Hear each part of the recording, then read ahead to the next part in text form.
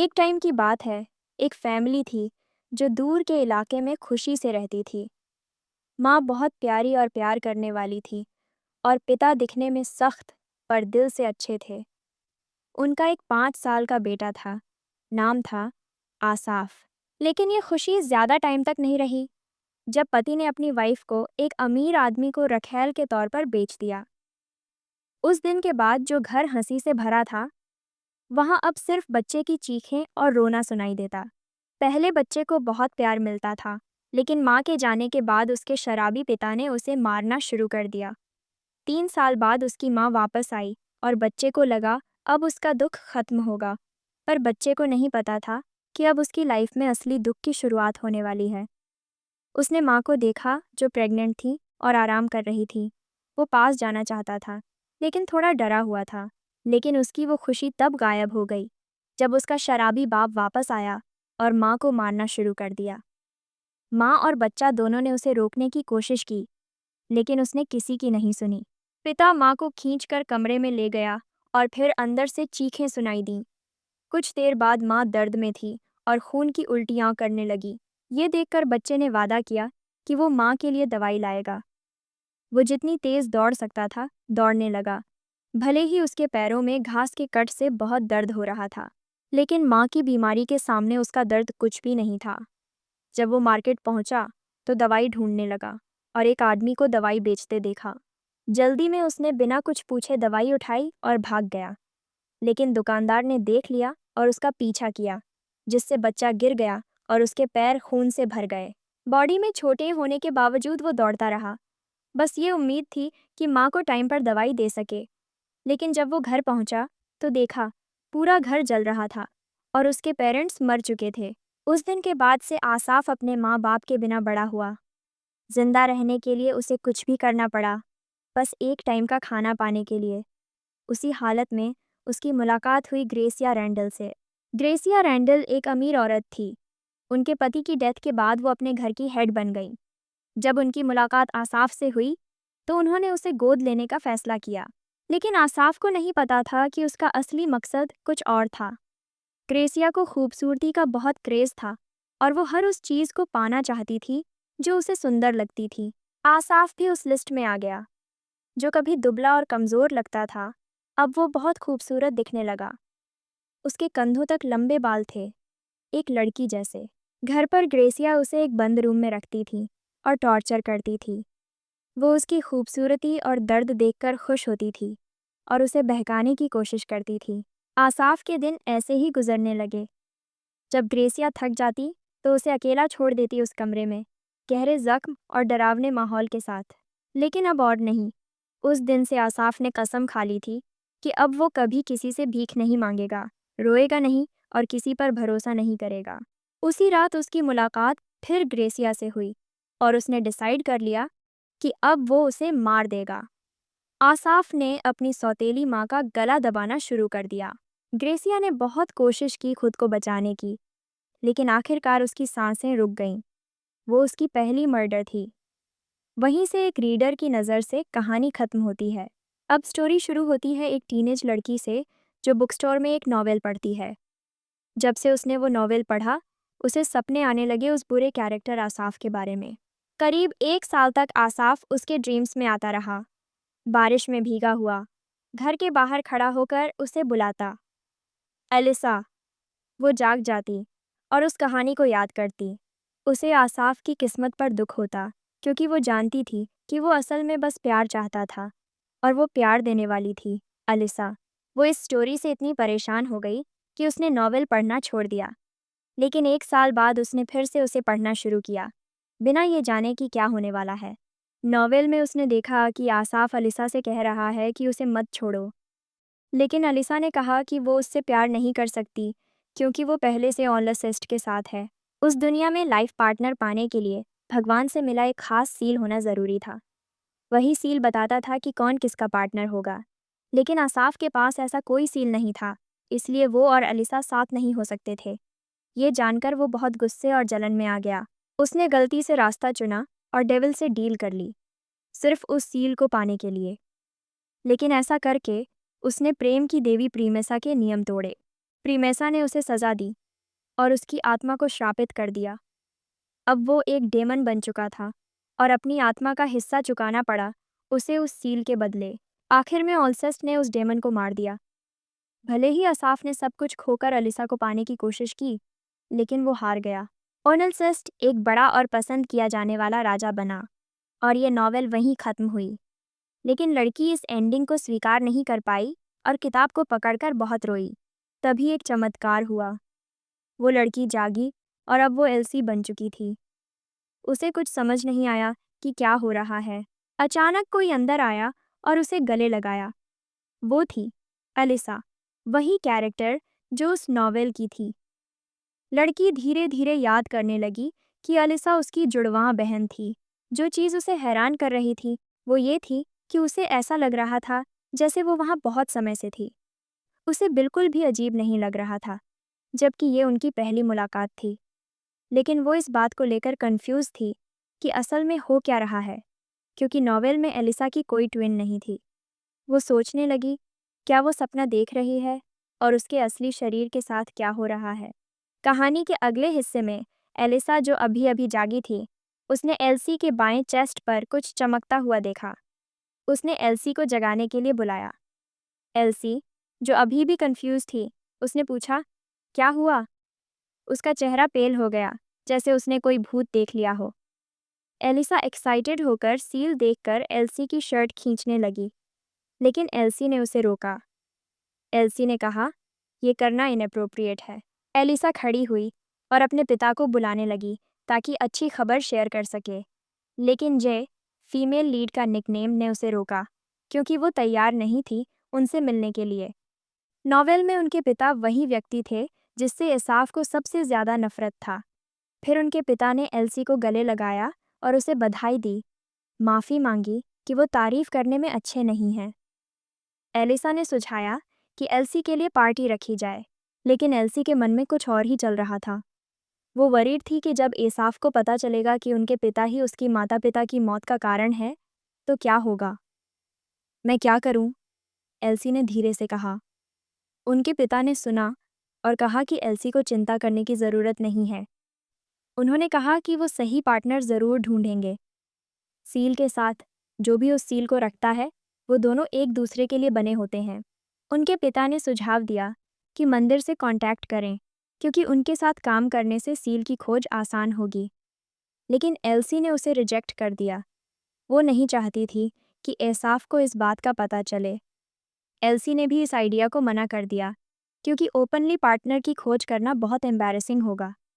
उनके पिता ने वादा किया कि वो सीक्रेटली उस व्यक्ति को ढूंढेंगे और किसी को नहीं बताएंगे। जब वो जाने लगे तो एल्सी ने उन्हें आवाज़ दी। उसने गलती से उन्हें पिता कहा।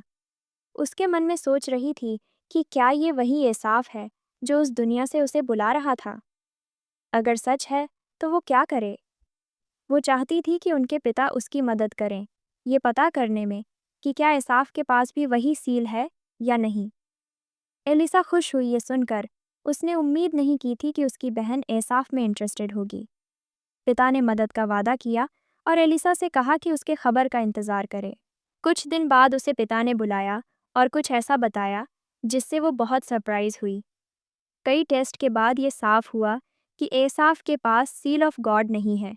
एल्सी कंफ्यूज्ड दिखी। पिता ने उसे हिम्मत दी कि उम्मीद न खोए। उन्होंने वादा किया कि वो उसकी फेडेड पार्टनर को ढूंढने में मदद करेंगे। एल्सी को उसके पिता के प्यार भरे शब्द सुनकर खुशी हुई, लेकिन ये भी एक कर्स जैसा लगा। सील भगवान का आशीर्वाद है। दुनिया में सिर्फ दो लोग ही ऐसी ही सील शेयर करते हैं। वे एक दूसरे से प्यार करते हैं और जिंदगी के सारे उतार चढ़ाव साथ में झेलते हैं। उनकी शेयर्ड सील उनकी तकदीर तय करती है।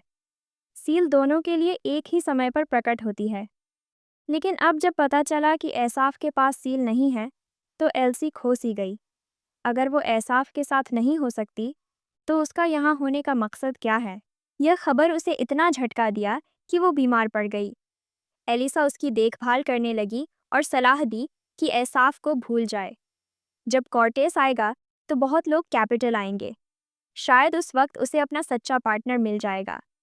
कॉर्टेस की बात सुनकर एल्सी ने वादा किया कि वो उस दिन एलिसा और इसाफ की मुलाकात को रोक देगी, चाहे कुछ भी हो। नॉवेल के अनुसार कॉर्टेस वह दिन था जब एलिसा 19 की हुई और उसी दिन उनकी मुलाकात होने वाली थी, ताकि फिर वही ट्रेजेडी न हो। एल्सी को उनकी मुलाकात रोकनी थी क्योंकि एसाफ के पास वही सील नहीं है और एलिसा उसका पार्टनर नहीं है। एल्सी किसी ऐसे व्यक्ति को ढूंढने लगी जो उससे प्यार कर सके, ऐसा करके वो इसाफ को बचा सके। एल्सी ने सीजर को एक पत्र लिखा, आशा कि सीजर इसाफ से प्यार कर सके। नॉवेल में सीजर काउंट का दूसरा बच्चा था और बहुत प्यारा थी। वो नौकरानी को जाते हुए देख रही थी। उसे विश्वास नहीं हो रहा था कि यहाँ आने के 2 हफ्ते हो गए। हालांकि उसे यहाँ कोई नहीं जानता था, लेकिन वो स्वाभाविक रूप से सबके नाम जानती थी। ये उसे पजलिंग लगा। उसने एक सांस ली और एक नौकरानी, साया, उसके पास आई। साया ने उसे कपड़े दिए और सुझाव दिया कि वो बाहर चलने जाए। सूरज की रोशनी में थोड़ी हवा लेना और ताज़ी हवा में सांस लेना ठीक रहता है। ताज़ी हवा का आनंद लेते हुए उसने किसी के आने की आवाज़ सुनी। उस व्यक्ति को देखकर वह विश्वास नहीं कर पा रही थी कि वो उसी दिन एसाफ से मिलेगी। एसाफ को सामने देखकर वो स्तब्ध रह गई और कुछ बोल नहीं पाई। एसाफ ने कई बार उसे बुलाया, लेकिन कोई जवाब नहीं मिला। अचानक उसे एहसास हुआ कि एसाफ उसे बुला रहा है। एसाफ ने परमिशन मांगी कि वो उसके पास बैठ सके। एसाफ के पास बैठकर वो इतनी एक्साइटेड थी कि उसने गलती से सॉफ्टली एसाफ का नाम ले लिया। एसाफ हैरान था, लेकिन जल्दी पूछा, क्या वो पहले मिले थे? उसका जवाब देने से पहले एसाफ ने उसका हाथ पकड़कर उसका नाम बुलाया। शायद अपनी भावनाओं पर काबू नहीं पा रही थी। उसे बहुत दुख हुआ, जैसे उसके दिल को चुभा हो। ये देखकर एसाफ कंफ्यूज्ड हुआ और उसे शांत करने की कोशिश की। उसने डॉक्टर को बुलाने की सोची, लेकिन एल्सी ने उसे रोका। उसने आश्वासन दिया कि वो ठीक है और उसकी आंखों में कुछ आया था। उसने उस सिचुएशन से भागने की कोशिश की, लेकिन एसाफ ने उसे रोका। एसाफ ने कहा कि वो किसी ऐसे व्यक्ति को अकेला नहीं जाने देगा जो रो रहा हो, और उसे कोई फर्क नहीं पड़ता कि वो बात करना चाहे या नहीं। एसाफ ने एल्सी के आंसू पोंछे। अचानक एल्सी के बाएं सीने पर तेज रोशनी चमकी। एल्सी ने इतनी तेज दर्द सहा जैसे उसके सीने में कोई छुरा घोंपा हो। एसाफ ने पूछा, क्या एल्सी के पास सील है? एल्सी ने कहा, वो होली लाइट है। एल्सी ने झूठ बोला क्योंकि वो नहीं चाहती थी कि एसाफ को सच पता चले। एसाफ ने अपना बायां हाथ उठाया और उसके फिंगर्स को मसाज करते हुए कहा कि उसकी माँ को भी ऐसा दर्द होता था जब वो मरने वाली थी, इसलिए वो अक्सर उसकी माँ के हाथ मसाज करता था ताकि दर्द कम हो। हालांकि उसकी माँ बहुत पहले चली गई थी, लेकिन वो अब भी उसकी मुस्कुराहट याद रखता है। एसाफ ने ये कहा। यह सुनकर एल्सी को विश्वास नहीं हुआ कि एसाफ उसके साथ झूठ बोल रहा था। लगभग हर बात जो उसने कही थी वो झूठ थी। वो जानती थी कि एसाफ को फूल पसंद नहीं थे, लेकिन अभी उसने कहा था कि बाग में फूल बहुत सुंदर लग रहे थे। एल्सी सोचने लगी कि क्या एसाफ उसे फंसाने की कोशिश कर रहा है। ऐसा सोचकर वो जल्दी वहां से जाना चाहती थी, लेकिन एसाफ ने उसे रोक लिया। एसाफ, जो अभी अभी बाहर से घर लौटा था, उसका बटलर ऑलमोर आया और उसे सलाम किया। ऑलमोर उन कुछ लोगों में से था जो हमेशा उसके साथ रहा था। एसाफ के देर रात लौटने पर वो उसकी तबीयत को लेकर वरीड था, लेकिन उस रात एसाफ का मूड अच्छा नहीं था। उसने ऑलमोर को कहा कि उसे अकेला छोड़ दे। वो अभी भी उस शाम की घटना के बारे में सोच रहा था जब एल्सी ने जल्दी से उसे छोड़ दिया था। उसने उसे रोकने की कोशिश की और माफ़ी मांगी अगर उसने कुछ गलत किया हो, लेकिन जब उसने उसके चेहरे पर सैडनेस देखी तो उसने सोचा कि वो उस महिला से नफरत करता है। पहले वो सोचता था कि वो बहुत एरोगेंट है, उसका नाम जेंटल टोन में बुलाया था, लेकिन जब उसने उसे जानना चाहा तो उसने उसे छोड़ दिया। उसकी आंखों में वो महिला उसे नफरत भरी नज़र से देखती थी, जिससे वो गुस्सा हो गया था। उसका एक मकसद था उस महिला को जानने का, उसे अपनी स्टेटस ऊंची करनी थी। ये उसका मेन ऑब्जेक्टिव था। अचानक उसने उसका हाथ जोर से पकड़ लिया। एल्सी जो दर्द में थी, उसने उससे कहा, छोड़ दे। उसने अपनी हरकत पर माफ़ी मांगी, कहा कि उसका गर्म हाथ उसकी माँ की याद दिलाता है। पूछा, क्या ये उसकी होली पावर देखकर वो जल्दी जाने लगी थी, लेकिन एल्सी ने कहा कि ऐसा नहीं है। वो जल्दी नहीं गई क्योंकि वो डरती थी या उसे नफरत थी। वो सोचती थी कि एसाफ अच्छा इंसान है। उसने उसे सैड फेस से देखा। ये देखकर एसाफ कंफ्यूज्ड हुआ। उसने नहीं चाहा कि वो मजबूर होकर रहे, इसलिए उसने अपनी कोट एल्सी को दी ताकि वो ठंडी न लगे। एल्सी ने वादा किया कि अगर वे फिर मिलेगी तो कोट वापस करेगी। एसाफ ने उस घटना को याद किया। उसी दिन उसने ग्रेशिया को मार दिया था। इसी वजह से उसे हमेशा नाइटमेयर्स आते थे। वो दिन उसके लिए बहुत बुरा था। उस शाम, ठीक उसी तरह जैसे एसाफ, एल्सी भी उनके मिलने के बारे में सोच रही थी। वो जानती थी कि एसाफ ने उससे झूठ बोला था, लेकिन वो उससे नफरत नहीं करती थी। वो उल्टा एक्साइटेड भी थी, लेकिन क्योंकि एसाफ के पास वही सील नहीं थी, वो निश्चित नहीं थी कि उनकी मुलाकात सही थी या नहीं। उस रात एल्सी ने नॉवेल के एक सीन का सपना देखा, जिसमें एसाफ अपनी सौतेली माँ को छुरा मार रहा था। ये देख वह डर के मारे जाग गई। वो ऑलमोस्ट उस घटना को भूल ही गई थी। नॉवेल के अनुसार एसाफ ने ग्रेशिया रैंडाल को मारने के बाद कई लोगों को मारा था। यही उसकी तबाही की शुरुआत थी। वह जल्दी से बाहर भागी। उसे असैफ के मैनर जाना था। उसने अपनी नौकरानी को गाड़ी तैयार करने को कहा। हालांकि नौकरानी स्थिति को समझ नहीं पा रही थी, फिर भी उसने एल्सी का आदेश माना। उसे चिंता थी कि कहीं अफवाहें न फैल जाएं।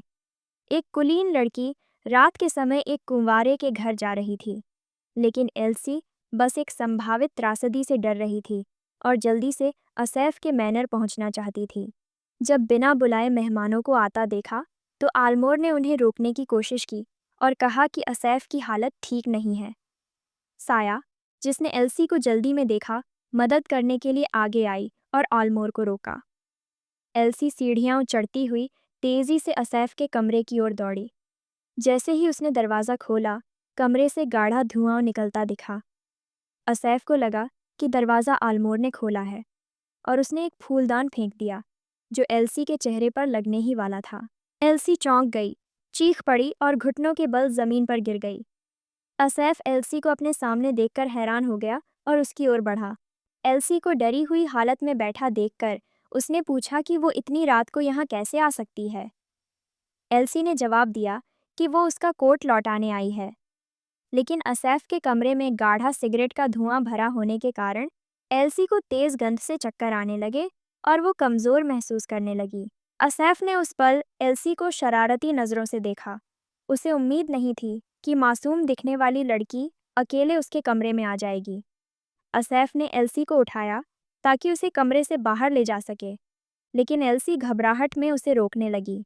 उसे डर था कि असैफ उसे छोड़कर बाहर जाएगा और नॉवल में हुई हत्या जैसी कोई बात दोबारा होगी। असैफ के कमरे के बाहर आलमोर और साया कुछ चर्चा कर रहे थे। उन्हें पता था कि अगर यह घटना फैल गई तो समाज एल्सी और उसके परिवार को तुच्छ मानेगा। साया ने आलमोर को सलाह दी कि वो ऐसा होने न दे, लेकिन आलमोर को केवल अफवाहों की चिंता नहीं थी। उसे असली डर एल्सी की सुरक्षा को लेकर था। उसने बताया कि हर साल इस समय असैफ संवेदनशील हो जाता है और बिना किसी कारण गुस्से में आ जाता है। वो खुद को कमरे में बंद कर लेता है और ओशन पीता रहता है। उसने समझाया कि एल्सी गलत समय पर आ गई थी। ये सुनकर साया चिंतित हो गई और उसने आलमोर से कहा कि दरवाज़ा खोलें, लेकिन उससे पहले ही असैफ ने अंदर से आलमोर को बुलाया। ये सुनते ही आलमोर और साया जल्दी से अंदर चले गए। एल्सी को असैफ के पास सोता हुआ देखकर साया घबरा गई और दौड़कर उसके पास पहुंची, लेकिन असैफ की नज़रें ऐसी थीं जैसे वो उसे मार डालना चाहता हो, इसलिए साया डर के मारे रुक गई। असैफ ने एक चिट्ठी साया को दी और कहा कि उसे आज ही टिया हाउस पहुंचाया जाए। उसने तय किया कि एल्सी आज रात उसके घर पर ही रुकेगी। साथ ही उसने ऑलमोर को डॉक्टर बुलाने और यह घटना किसी को पता न चले, इसका ध्यान रखने को कहा। एल्सी को सोते हुए देखकर वो सच में समझ नहीं पा रहा था कि ये लड़की आखिर है कौन। अगली सुबह अलिसाफ एल्सी के पास बैठा था, जो नींद में उसका नाम लेकर रो रही थी। अलिसाफ उसे उठाता है और पानी का गिलास देता है। उठते ही जब एल्सी को अपने पास अलिसाफ दिखाई देता है, तो उसे बहुत राहत मिलती है। पता चलता है कि पिछला सीन सिर्फ एक सपना था। वो सच में राहत महसूस करती है, क्योंकि उसने उपन्यास में होने वाली हत्या को रोक लिया था। अलिसाफ एल्सी के उदास चेहरे को देखता है और हल्की सी सांस छोड़ता है। एल्सी फौरन माफ़ी मांगती है कि वो बिना बताए वहाँ आ गई। वो नहीं चाहती कि अलिसाफ उसे गलत समझे। अलिसाफ कप नीचे रखता है और उसकी तरफ पलटकर गंभीरता से पूछता है कि वो उससे असल में चाहती क्या है। एल्सी कुछ जवाब देना चाहती है, पर वो समझ नहीं पा रही कि कहाँ से शुरू करे। उसके रिएक्शन को देखकर अलिसाफ गुस्सा हो जाता है और उसे नीचे धकेलता है। उस रात की बातें याद करते हुए एल्सी अकेले अपने कमरे में नाइट गाउन में रोती हुई उससे रुकने की मिन्नत करती है। उसे लगता है कि एल्सी उससे कुछ चाहती है।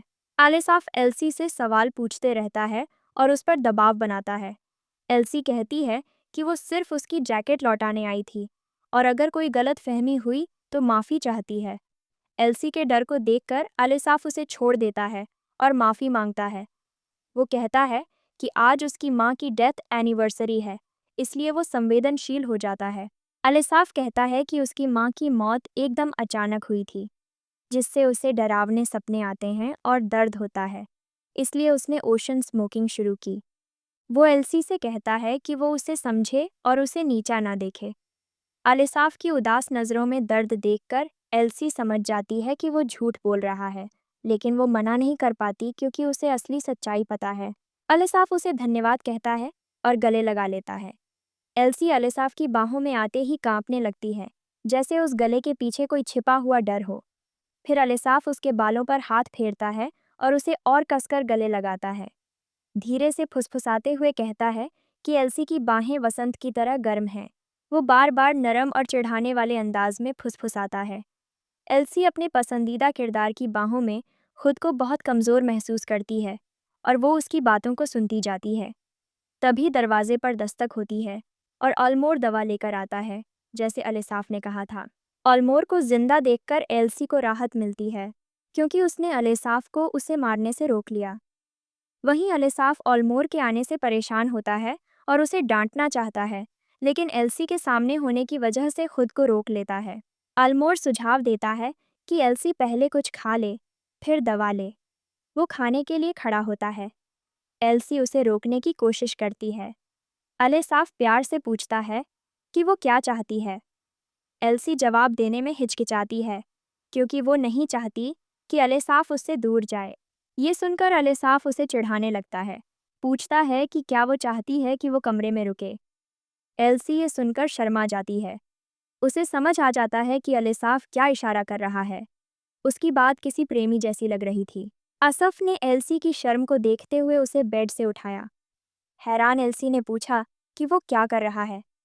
असफ ने जवाब दिया कि वो उसे नहाने ले जाना चाहता है। एल्सी, जो शावर लेने वाली थी, अचानक समझ गई कि अगर कोई उसकी सील देख ले तो मुसीबत हो सकती है। उसने असफ को बुलाया और पूछा कि उसकी नौकरानी साया कहाँ है। असफ ने जवाब दिया कि उसने कल रात ही अपनी नौकरानी को घर भेज दिया था। ये सुनकर एल्सी को चिंता हुई कि कहीं कोई अफवाह ना फैल जाए।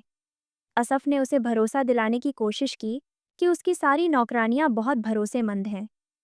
एल्सी ने जवाब दिया कि वो इस बात से नहीं डर रही थी, उसे बस अजनबियों के सामने शर्म आ रही थी। असफ ने कहा कि अगर ज़रूरत हो तो वो उसकी नौकरानी को बुला देगा। ये सुनकर एल्सी ने शर्माते हुए उसे रोका और कहा कि उसे बस असफ चाहिए। वो जानती थी कि वो जो कर रही है वो बेवकूफ़ी है, पर वो समझा नहीं पा रही थी। वो बस उस नॉवल जैसी त्रासदी से बचना चाहती थी।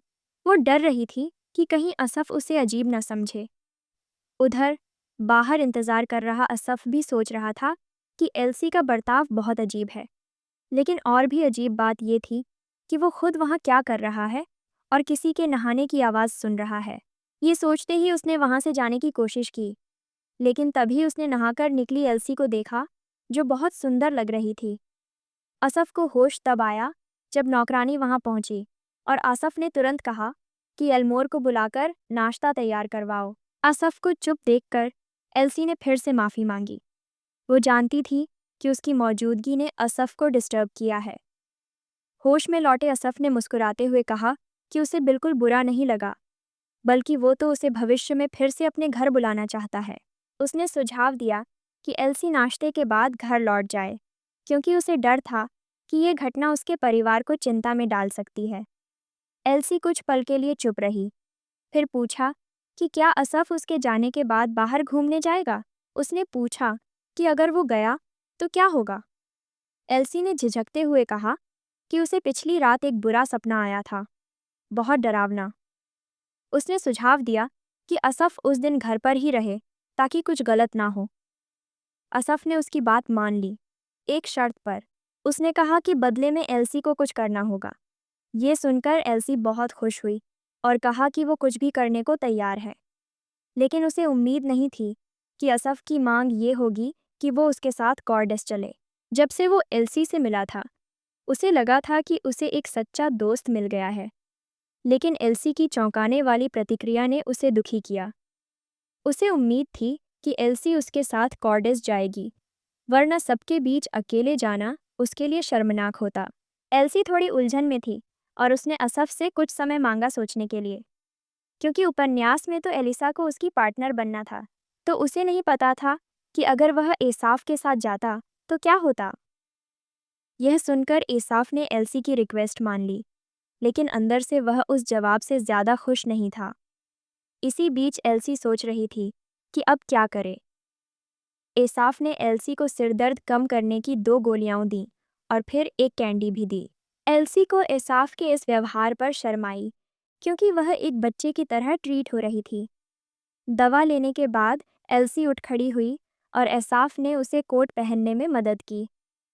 एसाफ ने कहा कि यह कोट उस गंदे क्लोक से बेहतर है जो उसने रात में पहना था। यह कोट एसाफ का पसंदीदा था, इसलिए उसने एल्सी को याद दिलाया कि इसे लौटाना मत भूलना। एल्सी ने सिर हिलाकर समझने का इशारा किया, पर वह इसे पहनने से मना करना चाहती थी।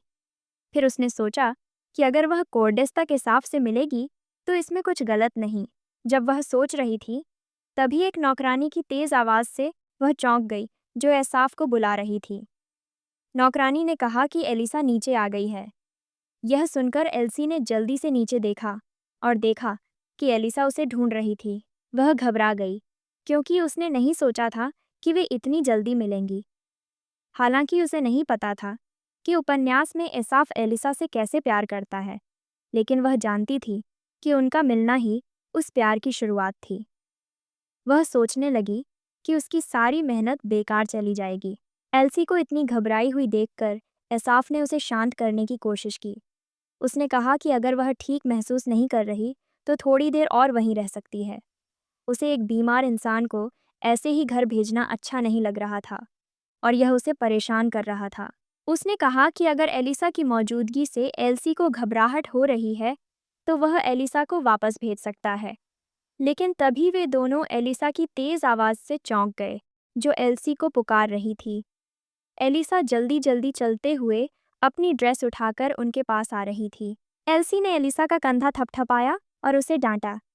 उसने कहा कि एक औरत को जहाँ भी हो अपनी गरिमा बनाए रखनी चाहिए। जैसे ही वे मिले, एलिसा और एसाफ ने एक दूसरे से परिचय किया, लेकिन एल्सी को नहीं पता था कि ये पहली मुलाकात वैसी नहीं थी जैसी उसने सोची थी। अपनी बहन के उदास चेहरे को देखकर एलिसा ने एसाफ से पूछा कि क्या उसने एल्सी को रुला दिया है। उसने ऊंची आवाज़ में पूछा, जैसे झगड़ा करने को तैयार हो।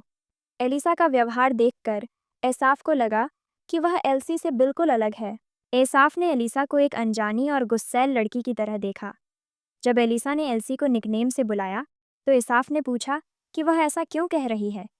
एल्सी ने जवाब दिया कि वे बहनें हैं तो निकनेम से बुलाना आम बात है।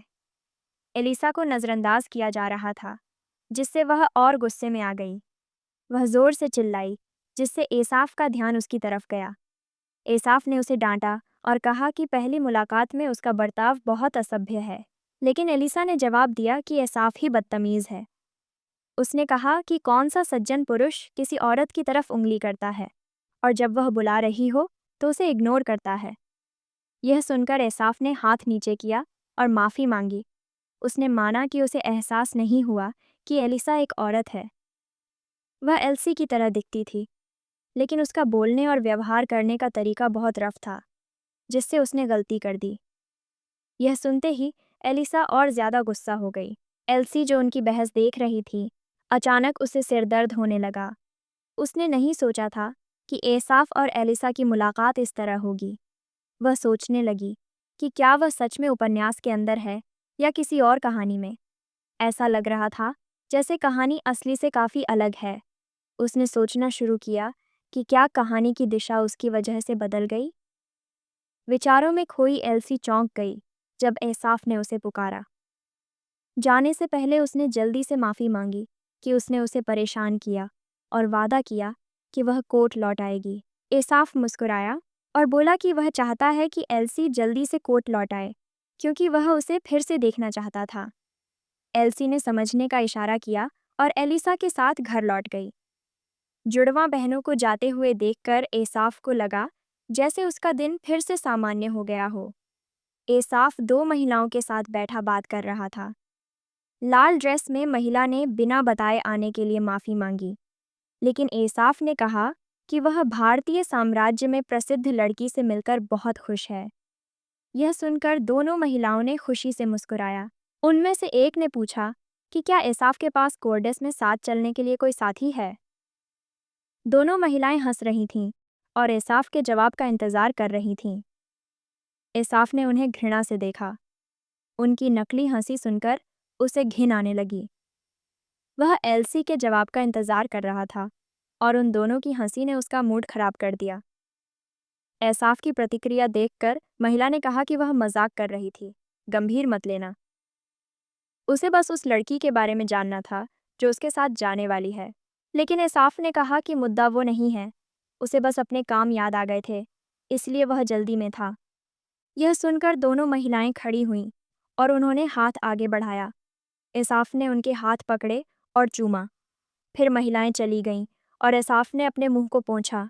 एसाफ को एल्सी का उदास चेहरा याद आया। वह चाहता था कि एल्सी उसका निमंत्रण स्वीकार करे और कोर्डेस चले, क्योंकि उसने उसकी सारी मांगें पूरी कर दी थीं। लेकिन अब तक एल्सी ने कोई जवाब नहीं दिया था। एसाफ, जो अब अपना धैर्य खो रहा था, तय कर चुका था कि अगर एल्सी उससे मिलने नहीं आई तो वह खुद उसके पास जाएगा। रास्ते में उसकी मुलाकात ड्यूक टिया से हुई, जो एल्सी के पिता थे। एसाफ ने उन्हें अभिवादन किया और हाथ मिलाया। उधर एल्सी चिंतित थी, क्योंकि उसने उपन्यास की मूल कहानी को बदल दिया था। वह एसाफ के पास जाने से डर रही थी। वह सोच रही थी कि क्या उसे एसाफ से मिलकर उसका कोट लौटाना चाहिए, लेकिन वह उसे मिस भी कर रही थी। एसाफ को देखकर ड्यूक टिया समझ गए कि एल्सी उसके प्यार में क्यों पड़ सकती है। एसाफ एक सम्मानित मार्कीज है और यह एक अच्छा विकल्प है, लेकिन उसके पास एल्सी जैसी सील नहीं है और यही बात उन्हें एक होने से रोक रही है। जब वह यही सोच रहे थे, एसाफ ने उन्हें बुलाया और पूछा कि उस विषय पर क्या हुआ जिसकी वे पहले बात कर रहे थे, क्योंकि ड्यूक टिया ने उस रात की घटनाओं का कोई जिक्र नहीं किया था। वो राहत महसूस करता है। शायद उसे नहीं पता कि एल्सी उसके घर आई थी। ड्यूक टिया को अच्छा महसूस न करते हुए देखकर अलेसाफ पूछता है कि क्या कुछ परेशान कर रहा है। ड्यूक टिया जवाब देते हैं कि उनकी बड़ी बच्ची बीमार है। एक पिता के रूप में वो अपने बच्चे की सेहत को लेकर बहुत चिंतित हैं, इसलिए वो काम पर ध्यान नहीं लगा पा रहे। ड्यूक टिया को जाते देख अलेसाफ सोचता है कि शायद इसी वजह से उनकी मुलाकात नहीं हो सकी। वो जानना चाहता है कि एल्सी को कौन सी बीमारी है जिससे उसके पिता इतने चिंतित हैं। उधर एल्सी उलझन में है कि उसे अलेसाफ से मिलना जारी रखना चाहिए या नहीं। वो डरती है कि ऐसा करने से उपन्यास की असली कहानी बदल सकती है। और भी बुरा ये है कि वो नहीं जानती क्या करे, क्योंकि सील उन्हें साथ होने से रोकती है। तभी अचानक उसे बाहर से दस्तक की आवाज़ आती है। बाहर देखती है तो खिड़की के पास अलिसाफ खड़ा होता है। अलिसाफ को देखकर एल्सी खुशी में उसका नाम जोर से पुकार देती है। अलिसाफ जल्दी से हाथ उठाकर चुप रहने का इशारा करता है। वो कहता है कि वो चुपके से आया है, इसीलिए उन्हें सावधानी रखनी होगी। एल्सी पूछती है कि वो यहाँ क्या कर रहा है। अलिसाफ जवाब देता है कि वो उससे मिलने आया है। फिर वो हाथ बढ़ाकर उसे बुलाता है, उसे अपनी बाहों में पकड़ने को तैयार। एल्सी खिड़की से उतरने की कोशिश करती है, लेकिन उसका कपड़ा अटक जाता है और वो लगभग गिर जाती है, मगर अलिसाफ उसे पकड़ लेता है। उसे छोड़ते वक्त अलिसाफ कहता है कि उसने उसे बहुत मिस किया। एल्सी भी वैसा ही महसूस करती है, लेकिन जवाब देने से पहले अलिसाफ उसे बाहर चलने का न्योता देता है। वो उसे अपनी पसंदीदा जगह दिखाना चाहता है। एल्सी जानती है कि अलिसाफ की बातें झूठ हैं, लेकिन क्योंकि वो उसे याद कर रही थी, वो उसके साथ बाहर जाने को राजी हो जाती है। किसी के आने की आहट सुन अलिसाफ जल्दी से एल्सी को झाड़ियों के पीछे छिपा लेता है। वो लगभग गार्ड द्वारा पकड़े जाते, लेकिन गार्ड जल्दी ही चला जाता है। गार्ड को जाते देख एल्सी राहत की सांस लेती है। अलिसाफ मजाक करता है कि अगर किसी ने उन्हें देखा होता तो लगता कि वो एक खलनायक है और एल्सी उसकी कैदी। ये सुनकर एल्सी कहती है कि वो खलनायक नहीं है, वो अपनी मर्जी से आई है, किसी ने मजबूर नहीं किया। अलिसाफ उसे देखकर चौंकता है कि एल्सी उस पर इतना भरोसा करती है। फिर वो कहता है कि वो कुछ और भी बुरा करना चाहता है। हालांकि एल्सी नहीं चाहती कि अलिसाफ ऐसा करे, लेकिन वो जानती है कि वो उसे रोक नहीं सकती, इसलिए वो उसकी साथी बनने का फैसला करती है। वो उसे एक ऊंची बाड़ की ओर ले जाता है और उस पार कूदने की योजना बनाता है। बिना इजाज़त किसी की निजी ज़मीन पर जाना एक बड़ा अपराध होता है। अलिसाफ पूछता है कि एल्सी ऐसा कर पाएगी या नहीं। एल्सी पहले स्कूल में बाड़ फांद चुकी थी, तो वो बिना झिझक कोशिश करती है, लेकिन उसके कपड़ों की वजह से वो असफल हो जाती है। अलिसाफ उसे ऊपर चढ़ने में मदद करता है और नीचे से पकड़ने की कोशिश करता है, लेकिन एल्सी के अचानक कूदने से वो दोनों ज़मीन पर गिर जाते हैं। एल्सी, जिसने पहले ऐसा कुछ नहीं किया था, उत्साहित महसूस करती है और हंसने लगती है। अलिसाफ भी हंस पड़ता है। अलिसाफ खुश होता है कि एल्सी इस तरह हंस रही है और कहता है कि उसे अफसोस है कि वो हमेशा उसे दुखी करता है। ये सुनकर एल्सी कहती है कि ऐसा नहीं है, बल्कि वो तो खुश है कि वो उससे मिली। आसिफ ये सुनकर खुश हुआ और चाहता था कि एल्सी आगे भी ऐसे ही खुश रहे, क्योंकि वो अब उसे दुखी नहीं देखना चाहता था।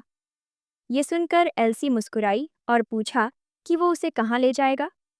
आसिफ ने जवाब दिया कि ये उसके लिए सरप्राइज है। फिर उसने ठंडी रात की वजह से एल्सी को कोट पहनाया और बोला कि गिरने से बचने के लिए उसे कस के पकड़ ले। फिर वो वहाँ से निकल गए। उधर एलिसा, जो थकी हुई थी और सो नहीं पा रही थी, एल्सी के रूम में गई। पर जैसे ही उसने दरवाज़ा खोला, उसे साया वहाँ दिखी। साया ने एलिसा से कहा कि उसकी बहन को बुखार है और वो देर रात लौटेगी, इसलिए उसे बाहर जाना चाहिए। एल्सी ने एक खत छोड़ा था ताकि उसके घर वाले परेशान ना हों। उसने साया को कहा था कि वो उसके रूम का ध्यान रखे। उधर एल्सी और असेफ अपनी मंजिल के पास पहुंच रहे थे। जल्दी पहुंचने की बेताबी में असेफ घोड़े को और तेज दौड़ाने लगा, पर एल्सी, जो पहले कभी घोड़े पर नहीं बैठी थी, बहुत डर गई और उसका चेहरा पीला पड़ गया। ये देखकर असेफ ने घोड़ा रोक दिया और माफ़ी मांगी।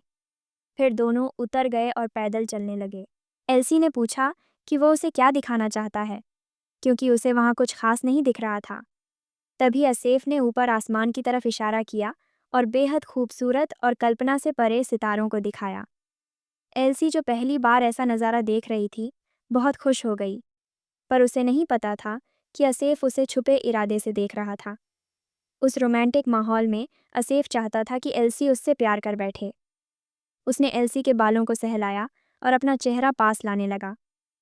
एल्सी उस खूबसूरत माहौल को देखकर एक्साइटेड थी और उसे लगा जैसे वो असली डेट पर है। लेकिन उसकी खुशी तब गायब हो गई जब उसे एहसास हुआ कि असेफ उसे किस करने की कोशिश कर रहा है। एल्सी को डरा देख असेफ हैरान रह गया कि उसकी तरकीब फेल हो गई। उसने माफ़ी मांगी और कहा कि इतनी खूबसूरत चीज़ अकेले देखना बहुत अकेलापन महसूस कराता है। इसलिए जब वो एल्सी के साथ था तो उसे लगा कि उनका रिश्ता शुरू हो चुका है, इसलिए वो थोड़ा बहक गया। एल्सी भी वास्तव में असेफ से रिश्ता चाहती थी, लेकिन सील की वजह से ये बहुत मुश्किल था। ये सब सोचकर एल्सी उदास हो गई। घर लौटते वक्त एल्सी सोच रही थी कि वो कितनी बेवकूफ़ थी। शुरुआत में वो सिर्फ असेफ के करीब इसलिए जाना चाहती थी ताकि ट्रेजेडी टाल सके, लेकिन अब वो उससे फीलिंग्स रखने लगी थी। उसे लगा कि उसका ये बर्ताव असेफ के लिए बहुत क्रूर था। उधर असेफ, जो अब भी यकीन नहीं कर पा रहा था कि एल्सी ने उसके प्यार को रिजेक्ट कर दिया, एल्सी को देख सोच रहा था कि वो उससे प्यार करती है, उसे पूरा भरोसा था। लेकिन एल्सी का पिछला बर्ताव उसे कंफ्यूज कर गया। वो चाहता था कि एल्सी सच बोले, लेकिन उसी वक्त उसके दिल में एक अजीब सी फीलिंग होती है और वो फैसला करता है कि धीरे धीरे पता लगाएगा कि ये असुरक्षा की वजह क्या है। तब तक वो लोग एल्सी के घर के पास पहुंच चुके थे। असेफ ने पूछा कि इस वक्त वो कैसा महसूस कर रही है। वो परेशान था कि कहीं वो अब भी उसी वजह से उदास तो नहीं है। एल्सी ने जवाब दिया कि वो ठीक है और माफ़ी मांगी कि उसने उसके सामने रो दिया, जिससे उसे असहज महसूस हुआ। असफ ने सुना और कहा कि उसे माफ़ी मांगने की ज़रूरत नहीं, बल्कि उसे खुद माफ़ी मांगनी चाहिए। अगर वो बार बार माफ़ी मांगेगी तो वो फिर उससे मिलने में शर्म महसूस करेगा। क्योंकि काफ़ी देर हो चुकी थी, असाफ ने उसे घर तक छोड़ा। घर पहुंचने पर एल्सी ने उसका कोट लौटाना चाहा, लेकिन असाफ ने उसे रोका ताकि वो भविष्य में उसे मिलने का बहाना बना सके। एल्सी को उसकी हरकतों से समझ आ गया कि वो क्या कहना चाहता है। वो जानती थी कि असफ उस पर फिदा हो रहा है और वो भी वैसा ही सोच रही थी। लेकिन उसे दुख हो रहा था कि वो उसे कुछ बातें बता नहीं सकती। उसे डर था कि अगर एक दिन असाफ को सच्चाई पता चल गई तो शायद वो उसे नफरत करने लगे। फिलहाल वो बस यही चाहती थी कि असाफ को उस त्रासदी से बचा सके जो उसके साथ घटने वाली थी। एसाफ अब भी एल्सी के जवाब का इंतज़ार कर रहा था कि क्या वो भविष्य में उससे मिलेगी या नहीं। वो चुप था। उसे उम्मीद नहीं थी कि एल्सी उसे सिर्फ एक दोस्त समझेगी। एल्सी घर पहुंची और खिड़की से अपने कमरे में चढ़ी एसाफ को अलविदा कहा। कमरे के अंदर वो सोचने लगी कि वो आसाफ को अंधकार की ओर गिरने से कैसे बचा सकती है। क्या जो वो कर रही थी वो सही था? तभी अचानक उसने किसी को अपने बिस्तर से उठते हुए सुना। मुड़ी तो देखा कि उसकी नौकरानी साया वहां थी। वहीं बाहर आसाफ अब भी एल्सी की आखिरी बातों के बारे में सोच रहा था। उसे एल्सी के व्यवहार की समझ नहीं आ रही थी। वो जानता था कि एल्सी उससे प्यार करने लगी है, लेकिन फिर भी वो उसे सिर्फ एक दोस्त कहती है। इस बात ने उसे गुस्से से भर दिया। वो नहीं चाहता था कि उनका रिश्ता सिर्फ दोस्ती पर रुके। वो ठान चुका था कि वो एल्सी को अपने प्यार में गिरा ही लेगा। अगली सुबह एल्सी तैयार हो रही थी असाफ से मिलने जाने के लिए। सया ने उसके लिए अच्छे कपड़े ढूंढे। एल्सी ने सया से माफ़ी मांगी कि पिछली रात उसकी वजह से उसे उसके कमरे का ख्याल रखना पड़ा और उसका नाटक करना पड़ा। वो शुक्रगुजार थी कि सया ने सब संभाल लिया, जिससे वो बिना पिता को बताए घर से बाहर जा सकी। सया मुस्कुरा दी। तभी अचानक एलिसा वहां आ गई और एल्सी को गले लगा लिया। उसने पूछा कि क्या वो अब भी बीमार है। एल्सी ने साया की ओर देखा, ये जानती हुई कि उसे ये सब शायद उसी से पता चला होगा। फिर उसने जवाब दिया कि अब वो सोकर ठीक हो गई है। जब एलिसा ने देखा कि एल्सी बाहर जाने की तैयारी कर रही है, तो उसने पूछा कि वो कहाँ जा रही है। एल्सी जवाब देने ही वाली थी कि एलिसा की नज़र सोफे पर पड़े एसफ के कोट पर गई। एलिसा ने कोट उठाने की कोशिश की। वो उसे फाड़ना चाहती थी, लेकिन एल्सी ने उसे रोक लिया। एलिसा नहीं चाहती थी कि उसकी बहन एसाफ से मिले, क्योंकि वो खुद एसाफ के साथ समय बिताना चाहती थी। वहीं दूसरी ओर एसाफ खेत में अपने घोड़े के साथ था। एल्मोर एक सफ़ेद घोड़ा लेकर आया। उसने पूछा कि क्या घोड़े पर काठी बांध दें। एसाफ ने जवाब दिया कि इसकी ज़रूरत नहीं है। फिर उसने एल्मोर से उस बात के बारे में पूछा जो उसने कल करने को कहा था। एसाफ चाहता था कि एल्मोर एल्सी के बारे में कुछ पता लगाए ताकि वो उसे और समझ सके। लेकिन एल्मोर ने कहा कि वो कुछ भी पता नहीं लगा सका, क्योंकि एल्सी का घर बहुत कड़ी सुरक्षा में था। एल्मोर डर गया क्योंकि एसाफ उसे ऐसे देख रहा था जैसे मार ही देगा। थोड़ी देर बाद एसाफ ने कहा कि एक समझदार औरत ढूंढो, उसे एक नौकरानी की तरह ट्रेन करो और उसे टिया परिवार के घर भेजो। ये सुनकर एल्मोर ने सिर हिलाकर हामी भरी। तभी एक नौकर दौड़ते हुए आया और बताया कि एल्सी उससे मिलने आ गई है।